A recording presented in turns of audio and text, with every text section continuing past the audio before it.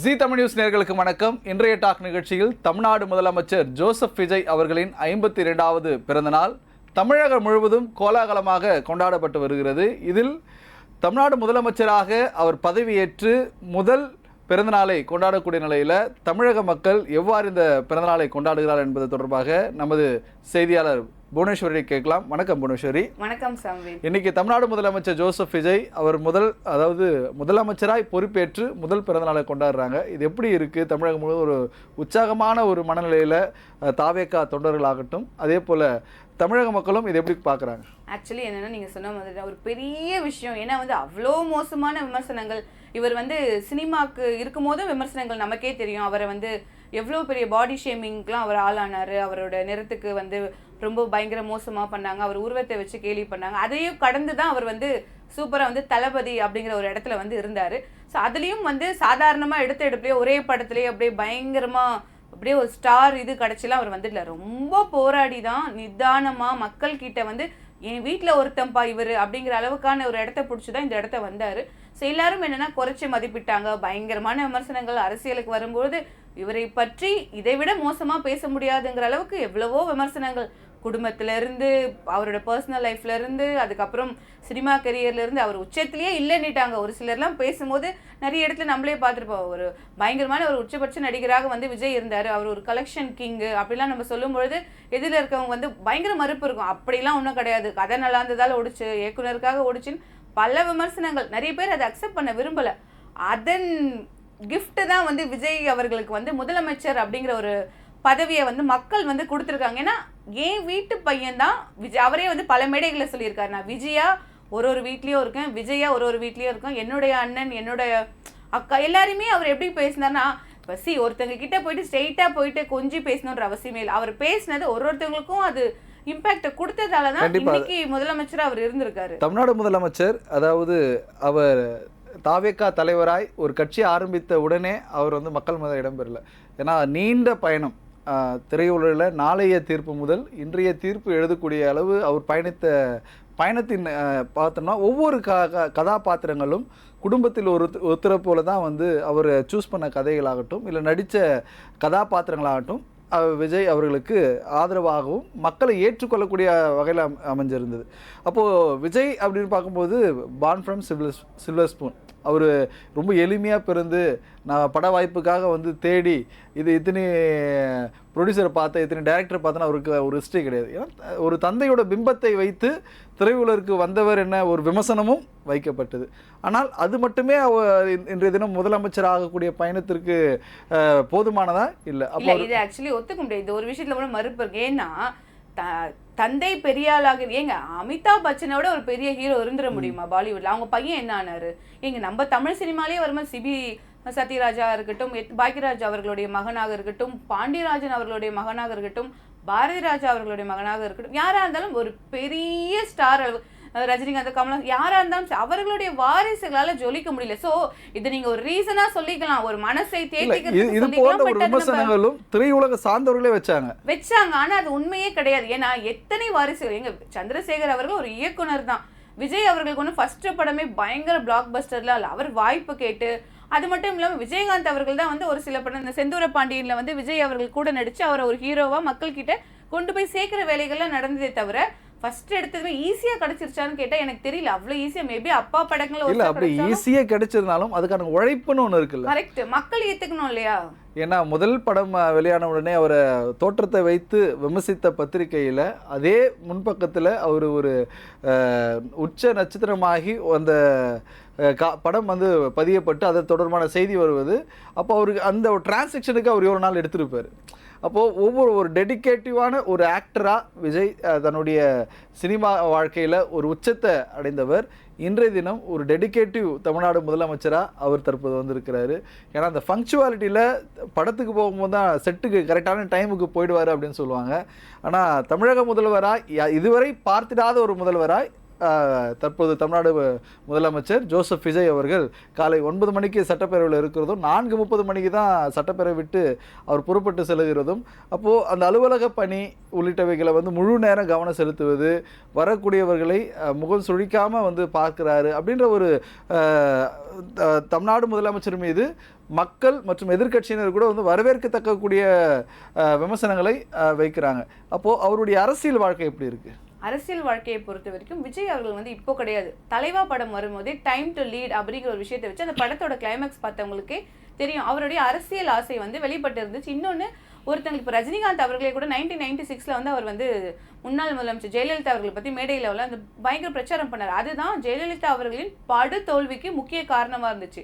So சினிமாவையும் அரசியலும் தமிழ்நாட்டு மக்கள் வந்து ஒதுக்கி வச்சிட முடியாது. எம்ஜிஆர் அவர்களாக இருக்கட்டும், ஜெயலலிதா அவர்களாக இருக்கட்டும், ரொம்ப சுலபமாக வந்து மக்கள்கிட்ட ரீச் ஆகிட்டு அரசியலுக்கு வந்துட்டாங்க. ஆனால் அந்த சூழல் எல்லாருக்கும் ஹிட் ஆச்சா கிட்ட கிடையாது. ஏன்னா சிவாஜி கணேசன் அவர்களை பற்றி நம்ம நடிகர் திலகம்னு பேர் எடுத்தவர், அவர் வந்து அரசியலில் ஜொலிக்கல. ராமராஜ் அவர்களாக இருக்கட்டும், நிறைய பேர் மக்கள்கிட்ட வந்து ஜொலிக்க முடியல. அப்போ மக்களோட வேவ் லென்த்தை பிடிச்சிக்கிட்டு ஒருத்தர் இருக்காங்கன்னு போது ஒரு சிலர் தான்.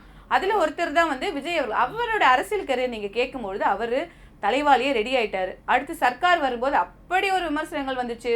மெர்சல்ல ஜிஎஸ்டி பத்தி பேசும்போது அவர் மீது அப்படி ஒரு வன்மத்தை வந்து சொன்னாங்க. துப்பாக்கி படத்துக்கு அப்புறம் வந்து அவர் காட்டமா அரசியலை வந்து முன்வைத்து பேசக்கூடிய ஒரு உச்ச நட்சத்திரமாய் விஜய் விளங்கினார் நம்ம பார்க்கிறோம்.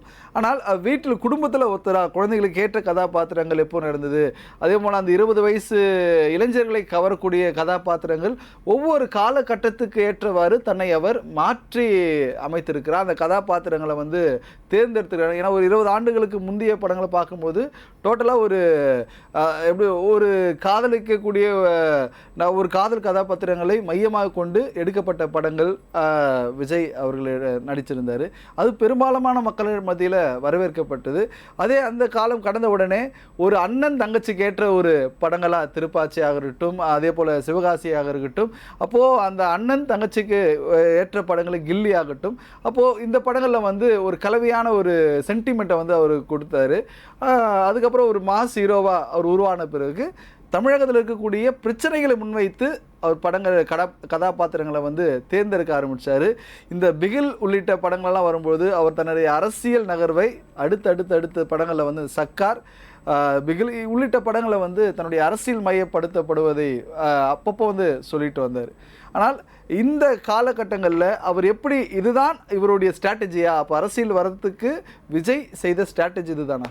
ஆக்சுவலி வந்து அதுதான் உண்மையாகவே என்னென்னா, அவர் ரொம்ப சுலபமாக பார்த்து நீங்கள் சொன்ன மாதிரி காதல் கதாபாத்திரங்களாக இருக்கட்டும், எல்லாத்துலேயுமே பார்த்தீங்கன்னா அவர் அப்படியே பிடிச்சி போகிற மாதிரியான விஷயம். இப்போ துல்லாத மனமும் துள்ளும் படம்லாம் இருக்கட்டும், கில்லியாக இருக்கட்டும், அதே மாதிரி சினிமாலையும் அவர் தான் பிளாக் பஸ்டர். ஃபஸ்ட்டு 50 கோடி கொடுத்ததும் அவர் தான். இந்த 100 கோடி கலெக்ஷன் கிளப்பில் வந்து பெரிய அளவில் சினிமா, தமிழ் சினிமாவை அடுத்த கட்டத்துக்கு கொண்டு போனது அவர் தான். பொழுது ஒரு கலெக்ஷன் கிங்காக இருக்கிறது அவன் மட்டுமே நிறைய பேர் அவர் சினிமா மட்டும் பார்த்துட்டாங்க. பட் மக்கள் அவர் அப்படி பார்க்கவே இல்லை. ஏன்னா இப்போ கூட பார்த்தீங்கன்னா நிறைய இடத்துல வந்துட்டு பேசும்போது முதலமைச்சர் விஜய் அப்படிங்கிறதே வரமாட்டேங்குது. ஒரு நிறைய பேர் பேசும்போது என்ன சொல்கிறாங்க, அண்ணன் விஜய், எங்கள் அண்ணன் விஜய்ன்னு சொல்லும்பொழுதே அதுதான் சக்ஸஸ். அவர் ஃபார்முலா, அவர் அதை கரெக்டாக பண்ணியிருக்காரு. ஏன்னா வந்துட்டு அரசியல் சினிமான்றதை மக்கள் தனியாக பார்க்கல. அவர் சினிமாலேருந்து வரும்போது அவர் தேர்ந்தெடுத்த படங்கள் எல்லாமே எப்படின்னா, இப்போ பூவே உனக்காகவா இருக்கட்டும், அடுத்தடுத்து துல்லாத மனத்திலும், கில்லி, ஒன்னொன்னுமே ட்ரெண்ட் செட்டிங், போக்கிரியா இருக்கட்டும், அப்படியே பயங்கரமான ஒரு ட்ரெண்ட் செட்டிங் காலத்துக்கு ஏற்றவாறு அவர் தங்களது கதாபாத்திரத்தை சூஸ் பண்ணோம்னா தன்னுடைய அரசியலுக்கு ஏற்ற நகர்வுகளை வந்து அவர் முன்வைத்து போகிறத நான் பார்க்குறோம். இது ஒரு புறம் இருக்க, அவர் வந்து இந்த அரசு தமிழக வெற்றி கழகம் என்ற அரசு, அதாவது ஒரு அரசியல் கட்சியாய் ஆரம்பித்து 2 ஆண்டுகளில் வந்து அவர் ஆட்சி பீடத்தில் அமர்ந்தார் என்பதை விட அவர் 30 ஆண்டு காலமாய் நற்பணி மன்றம் முதலே வந்து அவர் தனது பணியை வந்து துவங்கியிருக்கிறார். அப்போது இதுக்கான ஒரு பயணம் ஒரு நீண்ட நாள் பயணமாக இருக்குதுல்ல, இந்த நற்பணி மன்றம் பற்றி சொல்லுங்கள்.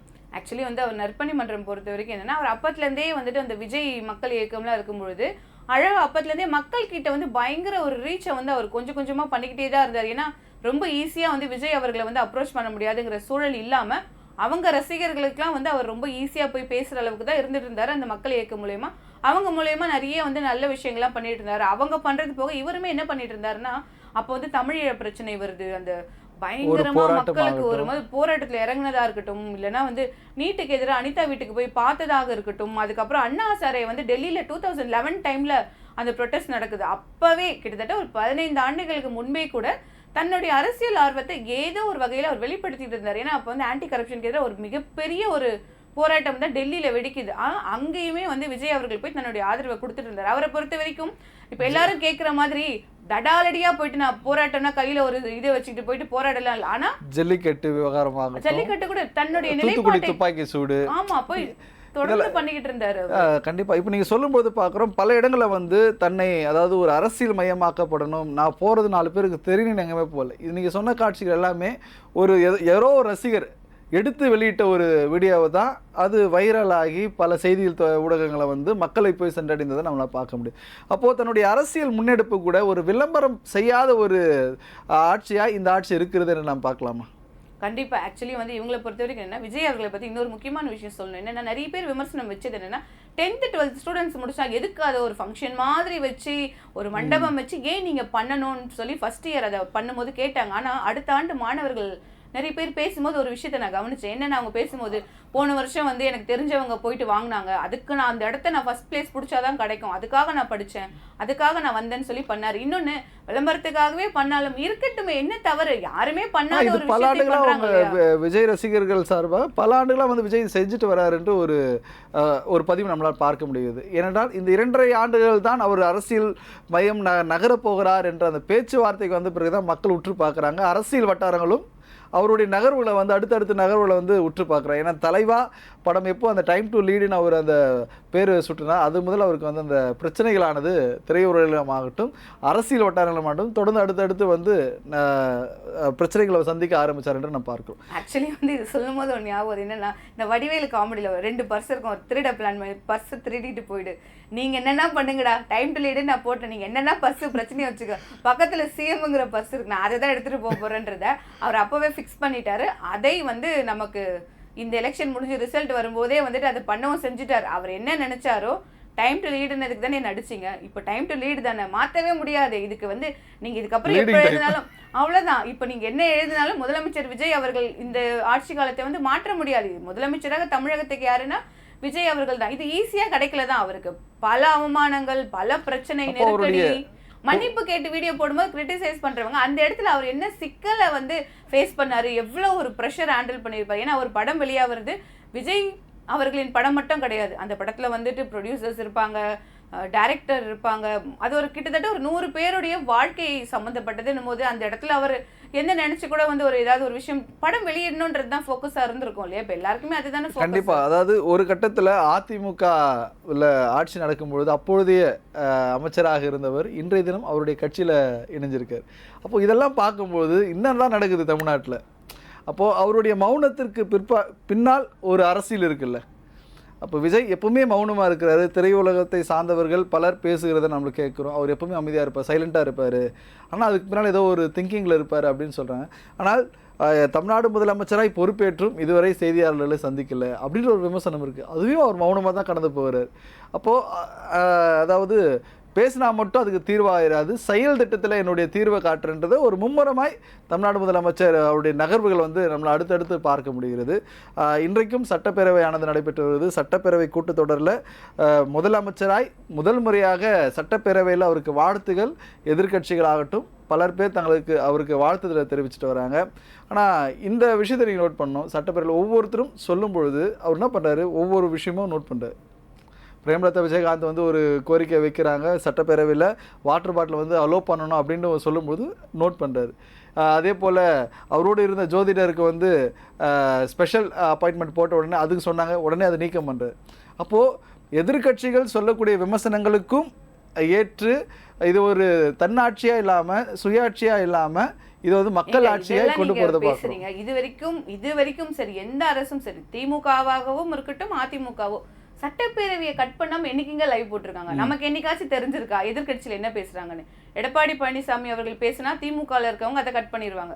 ஒருவேளை வந்துட்டு ஒருவேளை அதிமுக ஆட்சியில இருக்கும்பொழுது எதிர்கட்சியாக இருக்கக்கூடிய ஸ்டாலின் அவர்கள் பேசினா அதை மியூட் பண்ணிடுவாங்க. அவங்க வெளியில வந்து பிரஸ் மீட்ல வந்துட்டு உள்ள என்ன நடந்துச்சுன்னு சொன்னாதானே ஒழிய நம்ம வந்து கண்கூட பார்த்ததில். ஆனா விஜயை விமர்சிப்பது இன்னைக்கு வந்து உதயநிதி ஸ்டாலின் அவர்கள் வந்து சொல்றாரு, என்ன விமர்சிச்சாலும் வருது, நமக்கு அப்படியே பாக்குறோம், அது நம்ம எந்த எடிட்டும் இல்லை, எந்த கட்டும் இல்லை.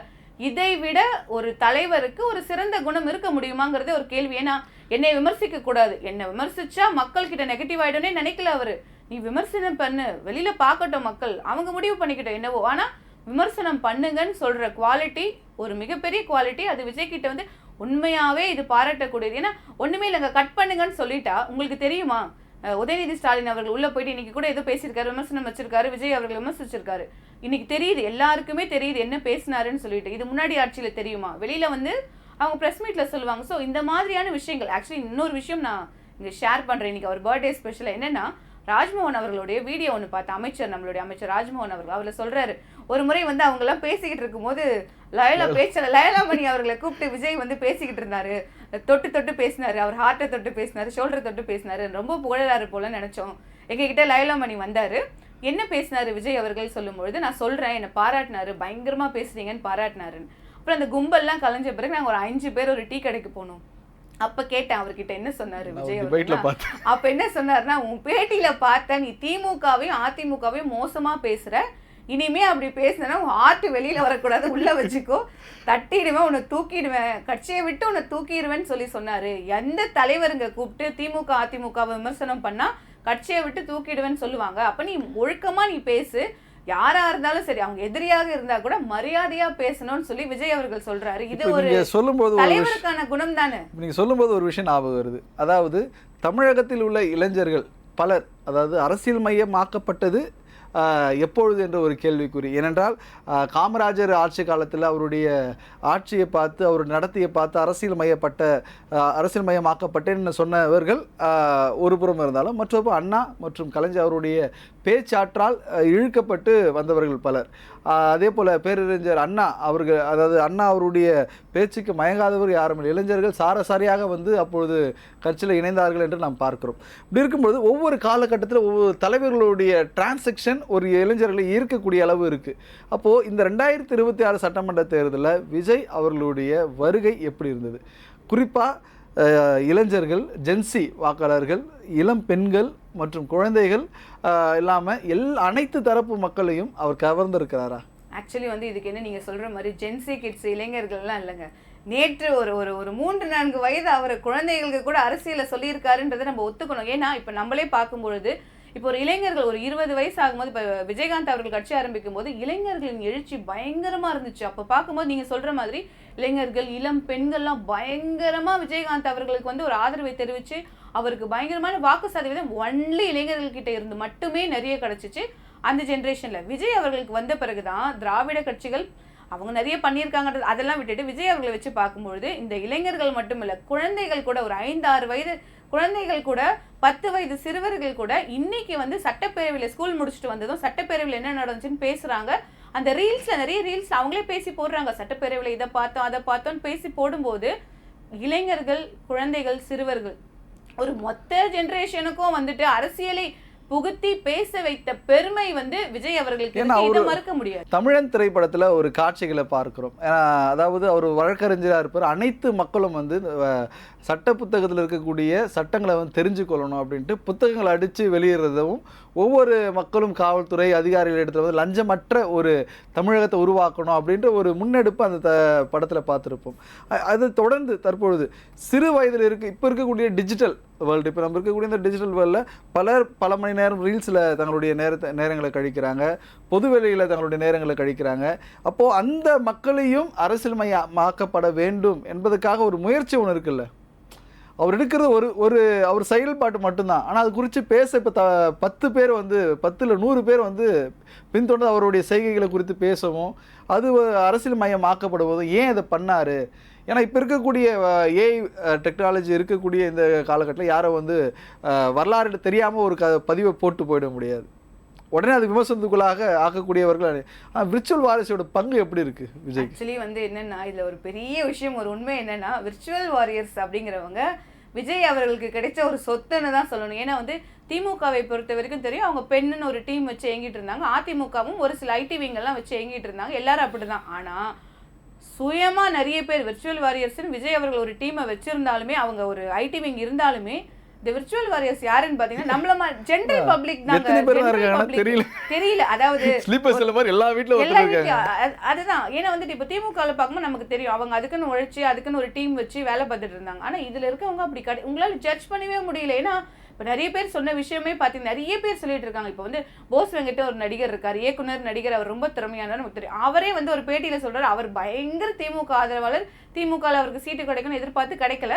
பட் அவரே வந்து சொல்றாரு ஒரு பேட்டியில, என் வீட்டில் இருக்கவங்களே விஜய்க்கு தாங்க ஆதரவா இருந்திருக்காங்க, எங்க பையனும் பொண்ணும் சொன்னாங்க எனக்கு மட்டும் அந்த ஓட்டு போடுற வயசு இருந்தால் நான் விஜய்க்கு தான் போட்டிருப்பேன்னு சொல்றாங்க. அப்போ இப்போ ஒரு வீட்லயுமே பார்த்தீங்கன்னா இந்த துரந்தர் சீன் மாதிரி தான் எல்லார் வீட்லயுமே இப்போ திமுக ஆட்கள் இருந்தா கூட கட்சியில இருக்க ஒருத்தர் மட்டும்தான் திமுகவுக்கு போட்டிருப்பாரு, மீதி இருக்க 4 பேருமே விஜய் அவர்களுக்கு தான் போட்டிருந்தாங்க. இதை வந்து விர்ச்சுவல் வாரியர்ஸும் வந்து ரொம்ப அழகா வந்து கொண்டு போயிட்டாங்க. இப்போ யாராவது ஒருத்தர் விமர்சனம் வைக்கிறாங்கன்னு வச்சுக்கோங்களேன், அப்போது திமுக ஆட்சியில் இருக்கும்போது அந்த லாஸ்ட் எலெக்ஷனுக்கு முன்னாடி வந்து அப்போதைய அமைச்சர்களாக இருந்த சேகர்பாபு அவர்கள் ஒரு விஷயத்த சொல்றாருன்னா, அடுத்த அரை மணி நேரத்துல அதுல உண்மை என்ன, அது உண்மைதானா அப்படின்னு சொல்லி இவங்க 10 வீடியோ எடுத்து போட்டுடுறாங்க. அது என்ன ஆகுதுன்னா பயங்கர வைரல் ஆகுது. இது ஜென்ரலா இருக்கக்கூடிய மக்களும் வந்து ஆர்வமாயிட்டாங்க.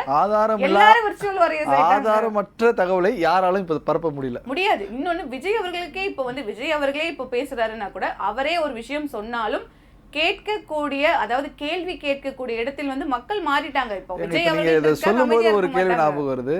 விஜய் அவர்கள் கடைசியாக நடிச்ச ஜனநாயகன் திரைப்படம், அந்த திரைப்படம் தேர்தலுக்கு முந்தி வெளியாகப்படும் என பெரிதும் எதிர்பார்க்கப்பட்ட ஒரு திரைப்படம்.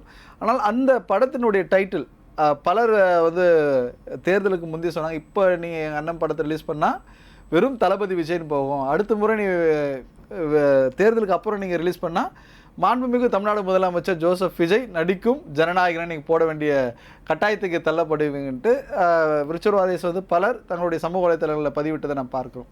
ஆனால் இப்போ ஒரு சம்பவம், அந்த திரைப்படத்தில் மாண்புமிகு தமிழ்நாடு முதலமைச்சர் ஜோசப் விஜய்னு போடக்கூடாது அப்படின்ட்டு முதல்வர் சொன்னதா ஒரு தகவல், அதை பத்தி சொல்லுங்க. இல்ல ஆமா, அதுவே வந்து நிறைய பேர் வந்து என்ன பண்ணியிருந்தாங்க, விர்ச்சுவல் வாரியர்ஸ் நிறைய பேர் அவரோட ஃபேன்ஸ் எல்லாம் அன்பாவே என்ன பண்ணியிருந்தாங்கன்னா, நீங்க முதலமைச்சரா இருங்க, அதுக்காக எங்க அண்ணன் படத்துக்கு முதலமைச்சர்னு போடக்கூடாதுன்னு சொல்லக்கூடாதுங்கிற மாதிரி காமெடியான ரீல்ஸ் எல்லாம் ஷேர் பண்ணி தங்களை அன்பை வெளிப்படுத்தியிருந்தாங்க. ஏதாவது விஜய் அவர்களுடைய சக்சஸ்க்கு என்ன காரணம்னா இதுதான். ஏன்னா ஏதோ ஒரு வீட்டுல இருக்கவங்க கூட அவர் தான் வீட்டு பிள்ளை மாதிரி நினைச்சுக்கிட்டு நீங்க எப்படி அது சொல்லலாம்னு உரிமையா கேட்கக்கூடிய ஒரு விஷயத்தை வந்து அவர் கொடுத்திருக்காரு. எல்லாருக்கும் அந்த இதை உரிமையா பதிவு பண்ண, ஆனா உனக்கு உடனே தெரியாது சொன்னாரு, நாங்க பார்த்து அதேதான். ஏன்னா மக்கள் வந்து அவரை வந்து எப்படி பாக்குறாங்கன்னா, ஒரு முதலமைச்சர் அவரு அப்படி மரியாதை அப்பெல்லாம் பார்க்கல. எங்க வீட்டுல இருந்து போன ஒரு பையன், நம்ம வீட்டுல இருந்து ஜெயிச்ச ஒருத்தர் போயிருக்காருன்னா அவருக்கு என்ன ஒரு அன்பை நம்ம கொடுப்போம்.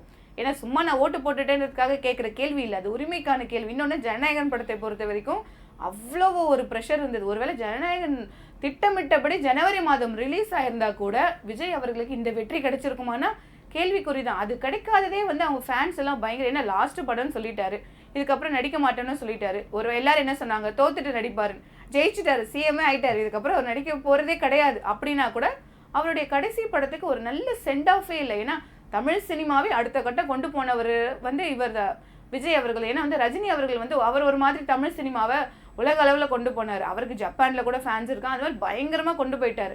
அதுக்கு அடுத்த ஜென்ரேஷன் வரும்போது அந்த தமிழ் சினிமாவை அடுத்த இடத்துக்கு ஒரு ஒரு அதுக்கான ஒரு ஒரு வியாபாரத்தை வந்து இந்தியா முழுக்கெல்லாம் கொண்டு போனது விஜய் அவர்கள் கொண்டு போயிருந்தாரு, அவர் அடுத்த கட்டத்துக்கு கொண்டு போயிருந்தாரு. அப்படிப்பட்ட ஒரு பயங்கரமான உச்சபட்ச நடிகருக்கு வந்து ஒரு நல்ல சென்ட் ஆஃப் இல்லை அப்படிங்கிறது ஒரு எல்லாருக்குமே ஒரு ட்ரிகர் ஆயிடுச்சு மக்களுக்கே. ஜனநாயகன் ரிலீஸ் ஆயிருந்தா கூட இந்த சக்சஸ் அவர் கிடைச்சிருக்குமான்னு தெரியல. பட் இப்போ வந்து அது ரிலீஸ் ஆனாலும் ஆகலனாலும் விஜய் அவர்களே கவலைப்பட மாட்டார். ஏன்னா விஷயம் தான் அது. கண்டிப்பா இப்ப மாதத்துக்கு ஒரு முறை அவருடைய படம் வெளியாகுது போல சட்டப்பேரவையுடைய நேரலை வந்து டெய்லி வந்துட்டு இருக்கு. இதுக்கப்புறம் வந்துட்டு அதாவது என்னன்னா இப்பயே பாத்தீங்கன்னா ரீல்ஸ் எல்லாம் அதான் சொல்றாங்க, நெட்ஃபிளிக்ஸ்க்கு கொடுத்துருங்க, பயங்கரமா எல்லாரும் பாக்குறாங்க. முன்னாடி எல்லாம் 1000 தான் அசம்பிளியோட வியூஸ் இருக்கும், நமக்கு தெரியும், நம்ம நியூஸ்லயே இருக்கும். இல்ல டிஐபிஆர்ல பார்த்தோம்னாலே வந்து ஒரு 50 பேர் இல்ல 100 அதிகபட்சம் வந்து சேனல்ஸ்ல போடும்போது கூட ஒரு சில ஆயிரம், ஒரு 50, ஒரு 20,000 10,000 எல்லாம் பாப்பாங்க. இப்ப அப்படி கிடையாது, லட்சங்கள்ல போகுது. அப்ப எத்தனை பேர் பாக்குறாங்க? சோ அதுக்கான ஒரு அட்ராக்ஷன் அவர் கொண்டு வந்துட்டாரு.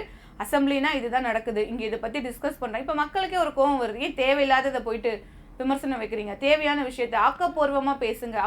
வீண் புகழ்ச்சிக்கு இடம் கொடுக்காத முதல்வராய் விஜய் அவர்கள் தற்பொழுது பார்க்கப்படுகிறோம். சரி, இப்போ இது இருக்கட்டும், இந்த ஒரு மாத தாவேக ஆட்சியில கொண்டு வரப்பட்ட திட்டங்கள் எல்லாம் எப்படி இருக்கு? இல்லை ஆக்சுவலி அவங்க சொன்ன எல்லா திட்டங்களையும் அவங்களால கொண்டு வர முடியல. ஏன்னா அது நிதி சுமை என்ன இருக்குன்னு சொல்லி வெள்ளை அறிக்கை வந்து நிதியமைச்சர் கூட வெளியிட்டிருந்தா நம்ம பாட்டிருந்தா ரொம்ப பெரிய நிதி சுமை இருக்கு. ஆனால் இன்னைக்கு வந்து எதிர்க்கட்சி தலைவரான உதயநிதி ஸ்டாலின் அவர்களே பாராட்டி இருந்தார். அந்த கலைஞர் மகளிர் உரிமை தொகைக்கான 1000 ரூபா வந்து 15ஆம் தேதியே போட்டுட்டீங்க, நன்றின்னு சொல்லியிருந்தார். அது இப்போ பண்ணியிருக்காரு. 2500 ரூபாய் விஜய் அவர்கள் கொடுத்த வாக்குறுதி. அதை இனிமே பண்ணணும். இது என்னன்னா கடன் சுமையை பல மடங்கு அதிகரிக்கும். இவங்க அதை எப்படி மேனேஜ் பண்ண போறாங்கன்னு இருக்கு. ஏன்னா எவ்வளோ இப்போ 6 சிலிண்டர்கள் சொல்லியிருந்தாங்க. தாலிக்கு தங்கமாக இருக்கட்டும், தாய்மாமன் சீருக்கு கொடுக்கக்கூடிய கோல்டாக இருக்கட்டும், எல்லா திட்டம், இலவச பேருந்து, இப்போ ஏசி பஸ்லாம் வாங்க போகிறாங்கிறாங்க மாதிரி நிறைய விஷயங்கள் இருக்குது. இப்போ தான் 1 மந்த் ஆகுது, 1.5 மாதம் கிட்ட ஆகுது. இன்னும் ஒரு 2-3 மாதங்களுக்கு பிறகு தான் மற்ற திட்டங்கள் எப்படி பண்ண போகிறாங்க. ஏன்னா 2500 ப்ராமிஸ் பண்ணியிருந்தாங்க. இப்போ 1000 கொடுத்துருக்காங்க. பட் 2500 அவங்க ப்ராமிஸ் பண்ணியிருக்காங்க.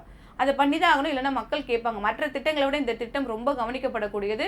இது மிகப்பெரிய அளவில், ஏன்னா அவருக்கான ஆதரவாளர்களே பெண்கள் தான் அப்படின்னும் போது அதை அவர் கவனிச்சிருப்பாரு. இப்போ அடுத்தடுத்து அவர் கொடுக்கக்கூடிய திட்டங்களை வைத்து தான் மற்றதெல்லாம் தெரியும். பட் எனக்கு தெரிஞ்சு அதெல்லாம் கொடுத்துருவாருன்னு தான். இன்னும் மேபி ஒரு 6 மாத காலம் கூட எடுத்துக்கலாம். ஏன்னா 5 ஆண்டுகள் இருக்குது. இப்போ தான் சொல்லியிருக்காரு, ஒரு 6 மாதம் கூட அவர் எடுத்துக்கிட்டு பண்ணிடணும். நிதிச்சுமை அதிகம் இருக்குது, அதையும் பார்க்கணும். ஏன்னா இன்னும் மோசமாக கடன் ஆக்கிட்டு 1 இயர்லேயே மொத்தத்தையும் கடன் ஆக்கிட்டு அடுத்த வருஷம் இப்போ நம்ம வட்டி மட்டுமே 68,000 கோடி மாதம் கட்டிட்டு இருக்கோம்னு சொல்லி நிதியமைச்சர் சொல்லியிருந்தார். இது இன்னும் அதிகமாகி பல மடங்கு ஆகாமல் குறைக்க தான் பார்க்கணும். இதையெல்லாம் மனதில் கொண்டு விஜய் அவர்கள் அடுத்தடுத்த திட்டங்களை சரியா பண்ணுவாரு, நம்ம நம்பலாம். கண்டிப்பாக தமிழ்நாடு முதலமைச்சர் அவருடைய பிறந்தநாளான இன்று பல்வேறு சுவாரஸ்யமான நிகழ்வை அவர் குறித்து பகிர்ந்தமைக்காய் நன்றி. நன்றி சாம்வேல். மீண்டும் மற்றொரு நிகழ்ச்சியில் உங்களை சந்திக்கும் வரை உங்களிடமிருந்து விடைபெறுவது நான் சாமுவேல் எபினேசர்.